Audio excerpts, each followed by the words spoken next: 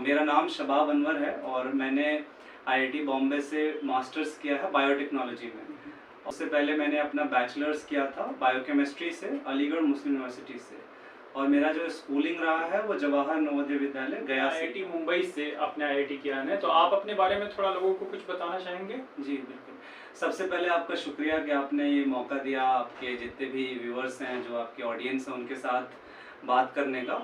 इसके लिए आपका तहे दिल से शुक्रिया। मेरा नाम शबाब अनवर है और मैंने आईआईटी बॉम्बे से मास्टर्स किया है बायोटेक्नोलॉजी में, और उससे पहले मैंने अपना बैचलर्स किया था बायोकेमिस्ट्री से अलीगढ़ मुस्लिम यूनिवर्सिटी से, और मेरा जो स्कूलिंग रहा है वो जवाहर नवोदय विद्यालय गया से ही रहा है। बहुत सारे लोग अभी हर्षोल्लास से भरे पड़े होंगे जिनका रिजल्ट हुआ है यूपीएससी में, आज रिजल्ट आया है, और आपसे मैं ये जानना चाहूँगा कि यूपीएससी एक बहुत ही क्रेज़ है बिहार में और यूपी में ज़्यादातर, तो बहुत सारे असफल भी हुए होंगे क्योंकि सीटें कम हैं, तो उनके बारे में क्या ओपिनियन आपका है? देखिए, जो भी लोग सफल हुए उनको मेरी तरफ से मुबारकबाद। और जो ये बिहार में अभी जो शिक्षा की हालत है और जो यहाँ पे लोगों की सोच है, तो जैसा आपने कहा कि लोग भी ऐसा मतलब बाहर में एक ऐसी सोच है, जब आप बाहर जाओगे कहीं भी, आप महाराष्ट्र में हो या किसी भी जगह पे हो, तो लोग ऐसा सोचते हैं कि बिहार के हर घर में कोई ना कोई तो आईएएस होता ही है, जो कि सच्चाई नहीं है। तो यहाँ पे जो एक सोच है कि कोई एक चीज़ के पीछे ही भागना, मतलब एक तो ये है कि आईएएस बनना है, और दूसरा कोई एक पर्टिकुलर यहाँ पे इंजीनियरिंग और मेडिकल और आईएएस, इसके अलावा कोई इंसान कोई तीसरी चीज़ नहीं सोचता है। उसकी वजह यह है कि आप देखो जो यहाँ पे हायर एजुकेशनल इंस्टीट्यूशंस हैं, यानी जो कॉलेजेस हैं, यूनिवर्सिटीज़ हैं, मुझे नहीं लगता वहाँ पे कुछ हो रहा है। यानी अलग अलग तरह के कोर्सेज़ हैं, आप बैचलर्स कर सकते हो आर्ट्स में, साइंस में, और मास्टर्स कर सकते हो, आप रिसर्च कर सकते हो, तो यहाँ पे वो हालत नहीं है। इसी के उल्टा मेरे बहुत सारे दोस्त हैं वेस्ट बंगाल से, अगर आप इंडिया के बड़े बड़े इंस्टीट्यूशंस में जाओ, आईआईटी है या फिर आईआईएससी है, यहाँ पे ना मैक्सिमम लोग जो रिसर्च कर रहे हैं वो चाहे तो साउथ इंडिया के हैं या फिर बंगाल वगैरह से हैं। तो यहाँ पे एक मतलब हायर एजुकेशन का अभाव है, तो लोगों को ज़्यादा कुछ पता नहीं, एक ही चीज़ पता, उसी के पीछे भागना है, सारे लोग उसी के पीछे भाग रहे हैं। तो मुझे लगता है लोगों को ये पता होना चाहिए उसको क्या करना है, और उसमें सिर्फ मतलब एक जो यहाँ का नागरिक है उसकी भागीदारी नहीं है सरकार की तरफ से। मुझे लगता है कि यहाँ का जो शिक्षा व्यवस्था उसको बेहतर करनी चाहिए। मेरा स्कूलिंग यही गया से ही था, लेकिन मेरी स्कूलिंग जवाहर नवोदय विद्यालय जेठीएन से हुआ। नवोदय विद्यालय का भी काफ़ी क्रेज है बिहार में, तो लेकिन बहुत सारे बच्चे नहीं पहुंच पाते हैं, तो वहाँ पे का जो एटमॉस्फेयर इन्वायरमेंट जो रहता है और बाकी स्कूलों में जो नहीं मिल पाता है, तो क्या कमी रह जाती है और क्या वहाँ पे मिलता है सर? मुझे लगता है कि जवाहर नवोदय विद्यालय एक बहुत ऐसा प्रयोग है हिंदुस्तान के अंदर में, जिसको सरकार को मतलब बहुत बड़े लेवल पे, बड़े स्केल पे और ज़्यादा उसको मतलब बढ़ाना चाहिए। क्योंकि नवोदय विद्यालय एक ऐसी सोच है जिससे जो गांव के बच्चे हैं, आपको ये मालूम होना चाहिए कि नवोदय विद्यालय में 70% जो लोग हैं वो गांव के होने चाहिए, क्योंकि गांव के लोगों के पास वो प्रिविलेज नहीं है, वो उनके पास रिसोर्सेज नहीं है ना, वो संसाधन मौजूद नहीं है जिससे वो एक बेहतर स्कूली शिक्षा प्राप्त कर सके।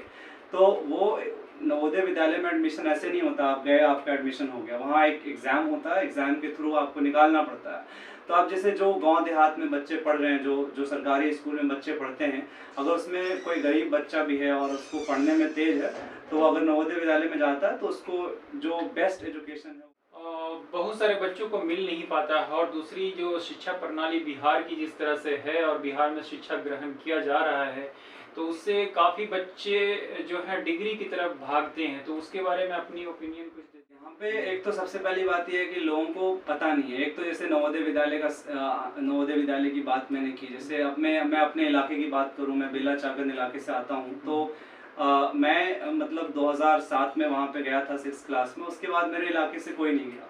यानी लोगों के अंदर वो मोटिवेशन नहीं है, या फिर आप कह लीजिए वो अवेयरनेस नहीं है, लोगों को ये पता नहीं है कि ये ऐसा भी चीज़ है जिसको हम कर सकते हैं, है ना, पैसे के अभाव में।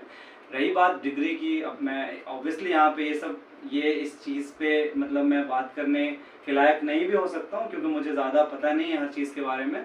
लेकिन बच्चों की गलती तो हम मतलब क्या ही बोले, है ना, मतलब अगर सारी चीज़ें बेहतर होंगी तो कोई इंसान, जैसे अगर मैं मुंबई जाके पढ़ रहा हूँ या अलीगढ़ जाके पढ़ रहा हूँ, या अभी जो हालत है बिहार के हर बच्चे कहीं ना कहीं जाकर पढ़ रहे हैं, तो अगर यहाँ पे सब कुछ बेहतर होगा तो बाहर जाने की जरूरत आपने नहीं है। जैसा बताया कि आप अलीगढ़ मुस्लिम यूनिवर्सिटी के भी छात्र रहे हैं, काफ़ी अच्छी यूनिवर्सिटी है, पूरी दुनिया में अच्छा रैंक आता है उसका और जामिया का, बीएचयू का। लेकिन इसके अलावा जैसे मुस्लिम बच्चे, जो जहाँ तक मैं जानता हूँ, मुस्लिम बच्चे जो हैं फोकस करते हैं सिर्फ 2 यूनिवर्सिटी पे, एक जामिया और दूसरी अलीगढ़ यूनिवर्सिटी, लेकिन वहाँ भी सीट उतने नहीं है, तो बाकी बच्चे जो असफल हो जाते हैं वहाँ से, तो उनके लिए कुछ आप देखिए, मुझे लगता है कि अलीगढ़ मुस्लिम यूनिवर्सिटी एक अच्छा इंस्टीट्यूशन है, इसमें कोई दो राय नहीं है। जामिया मिल्लिया इस्लामिया भी है।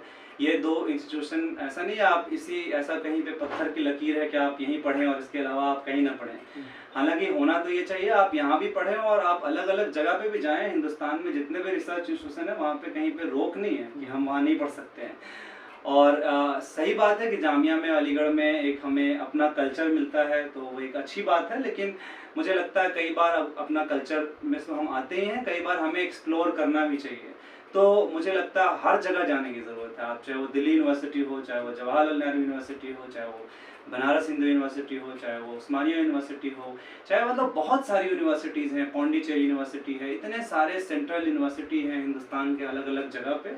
ये तो बहुत मतलब बहुत बड़ी समझ लीजिए कि बहुत दुख की बात है कि हमारे बिहार में कोई बहुत अच्छा सेंट्रल यूनिवर्सिटी नहीं है। शायद अभी पहली बार साउथ बिहार सेंट्रल यूनिवर्सिटी बना है, जो कि एक अच्छी बात है। उससे क्या होता है, मतलब यहाँ के बच्चे अपनी डिग्री जो लेंगे वो यहीं से लेंगे। तो इसमें मुझे नहीं लगता है कहीं से एक झिझक होनी चाहिए कि मैं और दूसरी यूनिवर्सिटी में नहीं जा सकता हूँ।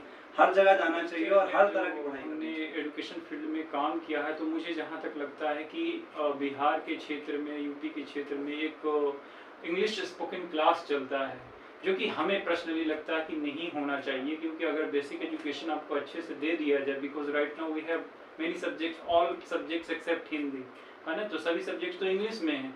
तो क्या कमी कुछ रह जाती है एजुकेशन सिस्टम में कि उन लोगों को इंग्लिश टू इंग्लिश नहीं पढ़ा करके हिंदी में पढ़ाया जाता है, फिर बाद में उन लोगों को इंग्लिश की तैयारी, इंटरव्यू की तैयारी करनी पड़ती है? हाँ, जैसे मैंने बताया कि शायद मैं बहुत ज़्यादा क्वालिफाइड इंसान नहीं हूँगा बिहार के एजुकेशन सिस्टम के बारे में बात करने के लिए, क्योंकि मैं यहाँ मतलब ऑब्वियसली मेरे पास, मैं मतलब अल्लाह का शुक्र है कि मेरे पास संसाधन था और मुझे ये मौका मिला। मेरे माँ बाप ने एक अच्छी एजुकेशन मुझे दी और किसी भी वजह से मुझे अच्छा एजुकेशन मिला। रही बात मतलब कहीं पे लूपहोल रह जाता है, लूपहोल सिस्टम के अंदर ही है। अगर आप इंग्लिश को एक मतलब अभिन्न अंग मान रहे हैं आप एजुकेशन सिस्टम का, तो शायद आपको पता होगा अभी भी शायद मुझे नहीं लगता बिहार के 10th में इंग्लिश कंपलसरी है। और शायद 12th में भी ऐसा नहीं है कि आपको इंग्लिश रखना ही है, मतलब आप कोई हिंदी या कोई भी लैंग्वेज आप पूरा 200 मार्क्स का रख सकते हैं। तो कहीं ना कहीं मतलब बहुत ये एक ऐसा, आई थिंक ये एक बहुत बड़ा पॉलिटिकल इशू है जिसके बारे में मुझे लगता है मैं बहुत ज़्यादा बात कर सकता हूँ। क्योंकि आप जब बच्चों को 6th क्लास से इंग्लिश पढ़ा ही रहे हैं, शायद मुझे पता नहीं है बिहार में 6th क्लास में पहले 6th क्लास से ही शुरू करते थे इंग्लिश पढ़ाना। तो जब आप 6th क्लास से इंग्लिश पढ़ा रहे हैं, 10th में आप कंपलसरी नहीं रख रहे हैं, तो कहीं ना कहीं बच्चों के अंदर वो चीज़ नहीं है, मतलब इंग्लिश को लेकर वो जो एक अवेयरनेस होना चाहिए और जो उसकी मतलब जो ज़रूरत है इंग्लिश की आज के डेट में, मतलब एक इसमें कोई दो राय नहीं है कि इंग्लिश बहुत अहम है करियर में और अपनी मतलब अपना स्पेस बनाने के लिए। तो अब जैसे बात रही शायद अगर इंग्लिश कंपलसरी क्यों नहीं है, अगर कंपलसरी होगा तो बच्चे फेल करेंगे, फिर फेल भी नहीं करना है, तो कहीं ना कहीं मतलब वो एक ऐसा मतलब शायद गवर्नमेंट के बीच में और जो एक पूरा जो जनमानस है बिहार का, उनका जो ऐसी अंडरस्टैंडिंग है, वो मुझे नहीं लगता उसके बारे में ज़्यादा बात कर सकता हूँ। लेकिन सिस्टम के अंदर में इंग्लिश को कहीं बहुत ज़्यादा करती है कि ज़्यादातर बिहार के बच्चे मिडिल क्लास से आते हैं ना, यानी कि एक एज होता है जहाँ से आपको अर्निंग करना शुरू करना ही पड़ेगा। ज़्यादा पढ़ने के लिए तो बार बार फेल हुई है, बार बार पढ़िए, ये सही है, लेकिन बिहार के बच्चों पे सूट नहीं करता है। बच्चे कमाना चाहते हैं, क्योंकि कमाएंगे नहीं तो उनका घर नहीं चल पाएगा। तो एक कौन सी डिग्री एजुकेशन, यानी कि कोई डिग्री लेकर के वो कमाना शुरू करें, या कोई ऐसा चीज़ आप बताना चाहेंगे कि आप 10th के बाद या 12th के बाद या और भी किसी कोर्स को करने के बाद? कि मुझे अभी इन चीज़ों के बारे में बहुत मैं क्लियरली अभी व्यूअर्स को ये बता सकता हूँ कि आप ये चीज़ करें और नौकरी मिल जाए, क्योंकि there is no shortcut to success. And आज के ज़माने में दुनिया बदल रही है और बहुत तेज़ी से बदल रही है, और इस बात का मतलब रियलाइजेशन होना बहुत ज़रूरी है कि अभी कुछ टाइम के अंदर ही बहुत सारे लोग अनएम्प्लॉयड होने वाले हैं। क्योंकि अब आर्टिफिशियल इंटेलिजेंस के बारे में पता होगा, मशीन लर्निंग के बारे में पता होगा, मतलब आप जैसे चैट जीपीटी के बारे में अगर आपने सुना होगा तो आप ये सोचो कि कल अगर मुझे बहुत अच्छा लिखना आता था एक आर्टिकल, तो कमोबेश कोई वो चैट जीपीटी से जिसको नहीं भी आता वो लिख के आ सकता है आपके पास। तो कहीं ना कहीं आज के ज़माने में पता है कि आपको रिलेवेंट रहना ये बहुत बड़ा चैलेंज है। यानी सबसे बड़ा चैलेंज एक स्टूडेंट के हैसियत से करियर में आज मुझे जो लगता है पर्सनली कि मैं कैसे रेलेवेंट रहूं जॉब मार्केट में, क्योंकि आपको नए नए स्किल्स, पूरे नए नए स्किल्स जो ज़माने के एतबार से फिट बैठता है, आपको वो स्किल्स अपने अंदर लाना पड़ेगा, आपको अटेन करना पड़ेगा, मेहनत करना पड़ेगा, तब जाके आप शायद किसी जॉब के मतलब लायक होंगे। क्योंकि जॉब अब वैसे अब वो जैसे पहले ज़माने में कन्वेंशनल सिस्टम था वो सब ब्रेक हो रहा है, और नोबडी नोज कि आगे नेक्स्ट 10 साल में 20 साल में जॉब मार्केट कैसा होगा, एजुकेशन सिस्टम कैसा होगा। क्योंकि अब रोबोटिक्स और ये सारी चीज़ों के आने के बाद जॉब जो है वो बहुत एक ऐसा नहीं है कि बहुत आसानी से ये कर लिया। आईआईटी में पढ़ाई की है तो वहाँ का कल्चर कैसा रहता है, क्योंकि IIT it is prestigious institution in India, तो कैसा कल्चर वहाँ पे, क्या बहुत सारे लाभ मिलते हैं कि आखिर ऐसा क्या है। मतलब मुझे सबसे ज़्यादा खुशी इस बात की है कि मैं आईआईटी बॉम्बे में मुझे जाने का मौका मिला, तो मुझे खुशी इस बात की है अगर मैं वहाँ नहीं जाता तो मुझे बहुत सारी चीज़ें नहीं पता चलती। तो जैसे मैं अलीगढ़ मुस्लिम यूनिवर्सिटी में था, वो एक बहुत अच्छा इंस्टीट्यूशन है, वहाँ भी बहुत कुछ सीखने को मिला, एक अच्छा खासा एक्सपोजर मिला, बहुत सारी चीज़ों को समझने का मौका मिला। लेकिन जब मैं आईआईटी बॉम्बे गया तो मुझे ये समझ आया कि आखिर मतलब एक जो हाई क्वालिटी इंस्टीट्यूशन है उसमें क्या फ़र्क है, लाइक वहाँ पे ऐसा क्या फ़र्क है। तो मुझे ऑब्वियसली बहुत सारी चीज़ें हैं जो आईआईटी को मतलब अलग करती है। सबसे पहली बात तो ये है कि वहाँ पे जो स्टूडेंट्स हैं वो स्टूडेंट्स ही ऑलरेडी वो एकदम मतलब चुने हुए स्टूडेंट्स आ रहे हैं जो one of the best students हैं। तो एक तो ये रही बात। दूसरी बात ये वहाँ पे जो प्रोफेसर्स हैं वो प्रोफेसर्स भी बहुत वर्ल्ड क्लास प्रोफेसर्स हैं। तो बट लेकिन यही दो चीज़ नहीं है जो सब उसको हमेशा सबसे नंबर 1 पायदान पे रखा हुआ है। लेकिन उसके बाद जब ये स्टूडेंट्स और ये जो प्रोफेसर है वहाँ पे जो कल्चर है, यानी जो मुझे अगर कोई बोलेगा कि तुम ऐसी 2 चीज़ बताओ जो वहाँ पे तुम्हें सीखने का मौका मिला, तो एक है मेहनत करना। हर इंसान रात दिन मेहनत कर रहा है, हर इंसान अपने काम के प्रति जिम्मेदार है, बहुत ज़्यादा ईमानदार है। जो प्रोफेसर्स हैं वो पूरे टाइम काम करते हैं और रात दिन काम करते हैं, सारे बच्चे रात दिन काम करते हैं। पढ़ाई को बहुत ज़्यादा, पढ़ाई ऐसा नहीं है कि सिर्फ पढ़ाई है, लेकिन एक काफ़ी ज़्यादा मतलब अलग तरीके से पढ़ाई होती है। वहाँ पे रटने पे ज़्यादा फोकस नहीं है, वहाँ पे जो फोकस है वो एनालिटिक माइंडसेट पे फोकस है कि आपके अंदर सोचने की सलाहियत है कि नहीं है। वहाँ पे जो एग्ज़ाम्स भी होते हैं बहुत अनकन्वेंशनल एग्ज़ाम होता है, यानी वो एग्ज़ाम में आपको कुछ याद रहे इसकी ज़रूरत नहीं है, लेकिन आपके पास सोचने की सलाहियत है कि नहीं है, उस बिना पे आप काम कर सकेंगे। तो एक हर इंसान बहुत ज़्यादा मेहनत कर रहा है और अपने काम के प्रति जिम्मेदार है। दूसरी जो सबसे ख़ास बात जो मुझे लगी, जैसे वहाँ पे जो प्रोफेसर्स हैं, जो मेरा एक्सपीरियंस रहा, वो बहुत हम्बल हैं, बहुत डाउन टू अर्थ हैं। वो अमेरिका से पढ़ के आए, इंग्लैंड से पढ़ के आए, ज़्यादातर लोग जो हैं पीएचडी, सारे लोग मैक्सिमम लोग बाहर से करके आए हैं। बट आप जब उनसे मिलोगे, जब उनसे बात करोगे तो आपको लगेगा नहीं कि लाइक ये इतना बड़ा आदमी है। वो अपने आप को बहुत नीचे रखते हैं, कोई ऐसा बॉस कल्चर नहीं है ना कि मैं तो प्रोफेसर हूँ ऐसा करके। तो ये 2 चीज़ ही नहीं है। इसके अलावा आई थिंक ये इसमें कोई छुपी हुई बात नहीं है कि जो आईआईटीज़ हैं उनको गवर्नमेंट भी बहुत ज़्यादा फंड देती है, मतलब हाईली फंडेड इंस्टीट्यूशंस है, वहाँ पे रिसर्च हो रहा है, इतने काफ़ी ज़्यादा पैसा आ रहा है ना।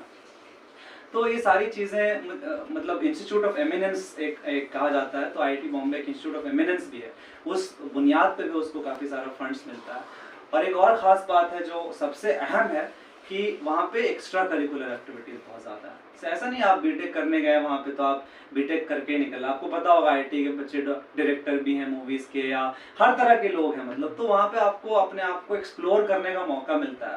जैसे आपको मूवी मेकिंग में जाना है, या जर्नलिज्म में जाना है, या स्पोर्ट्स में जाना है, या फिर आपको लिखने का शौक़ है, या फिर आपको लीडरशिप का शौक़ है, अलग अलग काउंसिल, अलग अलग तरह के क्लब हैं, है ना। तो वो आप उस चीज़ का हिस्सा बन सकते हैं और आप मतलब पढ़ाई के साथ साथ पैरेलल में आप मतलब एक पूरे के पूरे सिस्टम का हिस्सा बनकर काम करके सीख सकते हैं, और जिस चीज़ में आपका इंटरेस्ट है उस चीज़ में आपको वहाँ पे मौका मिलेगा। और सबसे बड़ी बात यह है कि आपको इस बुनियाद पे मौका नहीं मिलेगा आप किसको जानते हैं, किसको पहचानते हैं। वहाँ पे कोई पॉलिटिक्स नहीं है, हर इंसान के लिए जो भी रिसोर्सेज है वो हर इंसान के लिए बराबर बात करते हैं। उन लोगों की भी डिमांड रहती है कि परसेंटेज, यानी तेज बच्चे को उठाते हैं इंटेलिजेंट। लेकिन एक तो सबसे बड़ी विडंबना हमारी ये भी है कि जो बच्चे उतना अच्छा नहीं कर पाते हैं, जिनका अभी शुरुआत हो रहा है, तो ऐसा कोई इंस्टीट्यूशन अभी तक भारत में क्यों नहीं खुल पाया कि जो एकदम कमजोर बच्चे को, जो कमजोर हम लोग समझते हैं इसे कुछ नहीं आता है, ये पागल है, ये ऐसा है, ये वैसा है, तो उसके लिए क्या भारत सरकार कुछ कर रही है, या आपका ओपिनियन क्या होना चाहिए इस पे? ये तो भारत सरकार का कोई, क्योंकि बहुत सारे बच्चे हैं जो कि हमें जहाँ तक लगता है हम लोग काम इस फील्ड में ऐसा कर रहे हैं कि हम एक वो बच्चों को उठा करके एवरेज कम से कम बना दें। देखिए, इस जैसे मैंने कहा कि जो आपके सारे सवाल है, ये एक मतलब मुझे लगता है एक जो रिप्रेजेंटेटिव है लोगों का, यानी जो लीडर्स है, ये सवाल उनके लिए बहुत बेहतर सवाल है। मेरे लिए ये है कि मैं सिर्फ ओपिनियन ही दे सकता हूँ। ओपिनियन ही चाहिए। हाँ, तो मुझे लगता है इसमें कोई छुपी हुई बात नहीं है। इसमें मतलब कोई एकदम सिंपल सी बात है, आप जो प्राइमरी स्कूलिंग है आप उसको बेहतर कर दें, उसकी गुणवत्ता को बहुत शानदार कर दें। उसके बाद जो मिडिल स्कूल है, सारी चीज़ें हैं, मतलब पेपर पे सारी चीज़ें हैं। आपका इतने सारे प्राइमरी स्कूल से, इतने सारे मिडिल स्कूल हैं, इतना सारा हाई स्कूल है, इतने सारे टीचर्स हैं, सारी चीज़ें हो रही हैं, सब पेपर पे बहुत शानदार है, पैसा भी लग रहा है, सारी चीज़ें हैं। लेकिन बात ये है, सोचने की बात ये है कि उससे आउटपुट क्या मिल रहा है। यानी कि सभी चीज़ें हैं, बस ये है कि उसको बेहतर करने की ज़रूरत है। ऐसा कुछ नहीं है कुछ नया करने की ज़रूरत है, जो चीज़ है उसको बेहतर करने की ज़रूरत है, उसमें उसके अंदर ईमानदारी की ज़रूरत है। और वो उसमें मतलब वो बहुत बड़ा, आई थिंक वो अपने आप में एक बहुत बड़ा टॉपिक है कि जो एजुकेशन सिस्टम है उसको किस तरीके से बेहतर किया जाए। क्योंकि सबसे बड़ी बात ये है कि यहाँ पे टीचर्स भी हैं, बच्चे भी हैं, स्कूल भी हैं, लेकिन एजुकेशन नहीं है। ये अपने आप में बहुत लाइक समझने से परे वाली बात है। जैसा कि मैं जानता हूँ तो आप भी कुछ अपना स्टार्टअप करके आपने कुछ बच्चों के लिए, बच्चों के हेल्प के लिए चलाया, उसका क्या नाम है? अलीग मेंटर्स है। हाँ, तो उसमें क्या होता है, थोड़ा सा हमारे व्यूअर्स को बताना चाहेंगे? हाँ बिल्कुल, एक्चुअली जब मैं आईआईटी बॉम्बे में गया तो देखिए, रिप्रेजेंटेशन एक बहुत अहम चीज़ है। मतलब ये बात करने में थोड़ा अनकंफर्टेबल लग सकता है, लेकिन जैसे मतलब हिंदुस्तान के अंदर में रिजर्वेशन है, ओबीसी का रिजर्वेशन है, शेड्यूल कास्ट का रिजर्वेशन है, शेड्यूल ट्राइब का रिप्रेजेंटेशन है।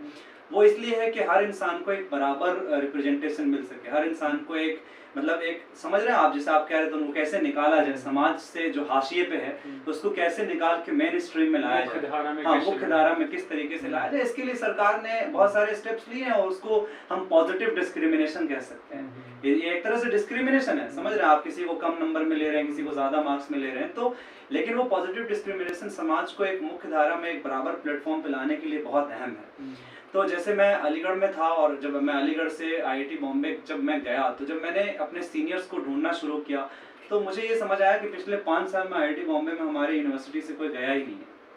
मतलब उसी तरीके से Indian institute of science Bangalore है, एक बहुत फेमस इंस्टीट्यूशन है, नंबर 1 रिसर्च इंस्टीट्यूशन इंडिया का, वहाँ पर पिछले 4-5 सालों में कोई भी अपने इंस्टीट्यूट से गया नहीं था। बात करें मुसलमानों की, तो मुसलमानों का जो मतलब सच्चर कमेटी की रिपोर्ट भी है और बहुत खस्ता हाल है। यानी हमारा रिप्रेजेंटेशन, चाहे वो आईएएस हो, चाहे पीएस हो, चाहे आईआईटीज हो, यहाँ पे 2-3-4% से ज़्यादा नहीं है। अगर मैं गलत भी हो सकता हूँ नंबर में, बट मतलब कि इसी आसपास में है। तो ये मतलब कोई अच्छी बात नहीं है। अब जो हिंदुस्तान में जो भी रिसर्च इंस्टीट्यूशंस है, जो भी रिसोर्सेज है, वो हमारे सबके लिए ही है। लेकिन आखिर ऐसी क्या बात है, कि हम नहीं जा रहे, हम नवोदय विद्यालय में नहीं जा रहे हैं, हम आईआईटीज में नहीं जा रहे हैं। तो कहीं ना कहीं मुझे ऐसा लगा कि शायद मतलब हम क्या कर सकते हैं अपने लेवल पे, हम क्या कर सकते हैं। आप कंप्लेन करना तो कोई एक सोल्यूशन नहीं है। तो मुझे लगा कि शायद, मुझे ऐसा यकीन है कि एक हम अगर अपने कौम में एक दूसरे को हेल्प करने की कोशिश करें, अगर हम सेल्फ हेल्प को अपने अपलिफ्टमेंट के लिए इस्तेमाल करें, तो शायद बहुत बेहतर हो सकता है। बहुत सारे एग्जांपल्स हैं, बहुत सारे लोग अलग अलग तरह के इदारे चला रहे हैं जिसमें वो कोशिश करते हैं कि बच्चे डॉक्टर बने, आईआईटीज में जाए, यूपीएससी में जाए। आपने नाम भी सुना होगा, ज़कात फाउंडेशन है, जामिया मिल्लिया इस्लामिया का रिसर्च, आरसीए वगैरह है, सारी चीज़ें हैं। तो मुझे मतलब एक छोटा पहल ही था, ऐसा लगा कि शायद अगर मैं कोशिश करूं अलीगढ़ मुस्लिम यूनिवर्सिटी के बच्चों के साथ ही, कि मैं किसी तरीके से इनको ऐसा, एक्चुअली हमेशा बात अवेयरनेस की होती है, टैलेंट सबके अंदर है, कि उनके अंदर वो सोच पैदा करना, उनको वो मेंटरशिप देना, उनको वो एक लॉन्च पैड देना, ताकि वो उनके अंदर वो सोच पैदा हो कि हाँ हम भी यहाँ जा सकते हैं, वो कॉन्फिडेंस पैदा हो, और उनको जो भी ज़रूरत महसूस हो मेंटरशिप के शक्ल में या पढ़ाने की शक्ल में, तो हम उनको वो मुहैया करा पाएँ।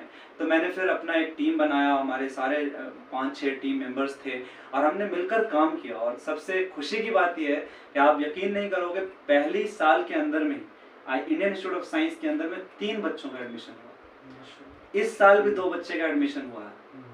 आईआईटी में भी इंशाल्लाह इस साल, आईआईटी बॉम्बे में भी 1 बच्चा आएगा, और एम्स में मास्टर्स का प्रोग्राम है, एम्स न्यू दिल्ली में, वहाँ पे भी 4 बच्चों का एडमिशन हुआ।